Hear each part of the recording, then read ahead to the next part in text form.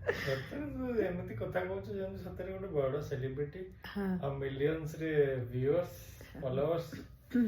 ଓହୋ ହଉ ହେଇନାହାନ୍ତି ଯଦି ଆଗକୁ ହେବେ, ଆପଣ ବ୍ୟସ୍ତ ହୁଅନ୍ତୁନି। କେତେ ଆଶାବାଦୀ ଲୋକ ଆପଣ।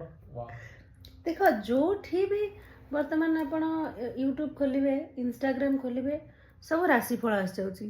ସେ ରାଶିଫଳ ଦେଖି ଦେଖିକିରି ମୁଁ ତ ପୁରା ଖୁସି ହେଇଯାଉଛି। ରାଶିଫଳ ଦେଖୁଛି ଆପଣ ରାଶିରେ ଆପଣଙ୍କର ଧନବାନ ହବାର ଅଛି, ଆପଣ କୋଟିପତି ହେବାର ଅଛି। ହଁ ତ ଆପଣଙ୍କ ଜୀବନରେ ଖାଲି ପଇସା ହିଁ ପଇସା ଆସିବ। ତ ମୁଁ ସେ ଭାବିକିରି ସେଥିପାଇଁ ଖୁସି ହେଇକି 2025କୁ ବିଦାୟ ଦଉଛି।